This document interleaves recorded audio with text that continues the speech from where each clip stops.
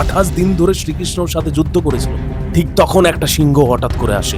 রামায়ণের একজন বীর যোদ্ধার সাথে কানেক্টেড।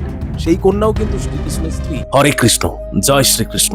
ভগবান শ্রীকৃষ্ণকে নিয়ে আমরা এখনো পর্যন্ত যতটুকু জেনেছি, যা কিছু জেনেছি তা খুবই কম জেনেছি। এমন অনেক কিছু গল্প আছে যেগুলো কিন্তু আমরা জানি না। আমরা সবাই জানি ভগবান শ্রীকৃষ্ণের 16,108 জন স্ত্রী ছিল। বাট এই 16,108 জন স্ত্রীর মধ্যে 8 জন স্ত্রীকে বলা হয় অষ্টভার্যা, বাকি 16,100কে কিন্তু বলা হয় না। এই ভিডিওতে আমি বলবো জাম্বুবতীর সাথে শ্রীকৃষ্ণের কিভাবে বিয়ে হয়েছে। আর এই জাম্বুবতী রামায়ণের সাথে কানেক্টেড, রামায়ণের একজন বীর যোদ্ধার সাথে কানেক্টেড। এই 16,108 জন স্ত্রীর মধ্যে অষ্টভার্যা কাদেরকে বলা হয়?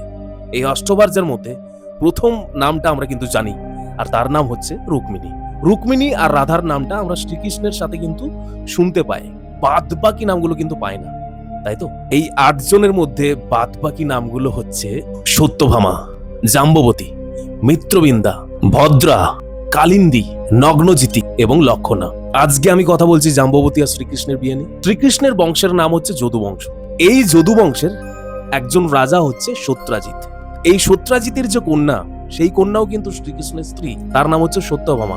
সত্যভামাকে নিয়ে অন্য ভিডিওতে বলবো। সত্যভামার বাবা মানে রাজা সত্রাজিৎ সূর্যদেবের আরাধনা করত, সূর্যদেবের ধ্যান করত। এছাড়াও সূর্যদেবের কাছ থেকে সে একটি মণি উপহার পায়, যে মণিটা ঘষলেই প্রচুর সোনা উৎপাদন হয়। তাহলে ভাবো, তোমার কাছে একটা মণি আছে, আর সেই মণিটা ঘষলেই তুমি প্রচুর সোনা পাচ্ছ। তাহলে কি সেই মণিটা তুমি কাউকে দিতে চাইবে? সেই মণিটার জন্য কি যুদ্ধ করবে না তুমি? এটা হয় তো সেটার জন্য একটা বিশাল বড় যুদ্ধ হয়েছিল। তো জাম্ববতীর আর শ্রীকৃষ্ণের বিয়ের পেছনে এইটা একটা বিশাল বড় কারণ। আর সেই কারণটা বললাম যে সামন্তক মণিটা নিয়ে, এই সামন্তক মণিটা কি করে উদ্ধার করবে সেটা নিয়ে বিশাল বড় একটা টুইস্ট। এই সত্রাজিতের ভাইয়ের নাম ছিল প্রসেনজিৎ।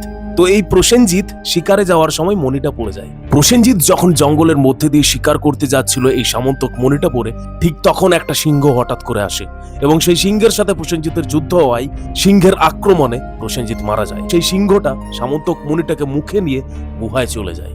তারপর জাম্বুবানের সাথে সেই সিংহর যুদ্ধ হয় এবং জাম্বুবান সিংহর কাছ থেকে সেই সামন্তক মণিটা নিয়ে নেয়, সিংহটাকে মেরে। এরপর জাম্বুবান ওই সামন্তক মণিটাকে নিয়ে গিয়ে তার ছেলেকে দেয় খেলবার জন্য। তাহলে প্রসেনজিতের হত্যাকারী হচ্ছে ওই সিংহটা, শ্রীকৃষ্ণ বা জাম্বুবান কিন্তু নয়। তো এই গল্পটাকে সত্রাজিৎ ভেবেছিল যে শ্রীকৃষ্ণ তার ভাইকে মেরে দিয়েছে, আর ঠিক সেই কারণের জন্য 28 দিন ধরে শ্রীকৃষ্ণর সাথে যুদ্ধ করেছিল। কারণ জাম্বুবান এটা জানতোই না যে ওটা রাজা সত্রাজিতের মণি।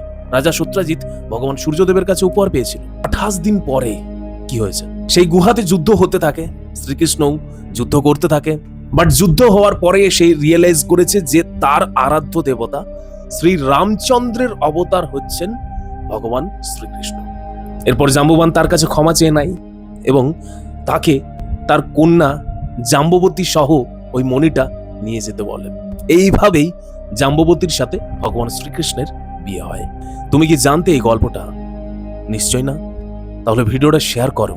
এরকম আরো অনেক গল্প আছে যেগুলো কিন্তু আমি জানাবো এই ভিডিওতে। তাই এই ইউটিউব চ্যানেলটা সাবস্ক্রাইব করে বেল আইকন প্রেস করো। অনেক অজানা গল্প আছে, অনেক অজানা তথ্য আছে যেগুলো আমি কিন্তু ভিডিওর মাধ্যমে তোমাদের কাছে নিয়ে আসছি। তাই শেয়ার করো আর কমেন্টে লিখো জয় শ্রীকৃষ্ণ।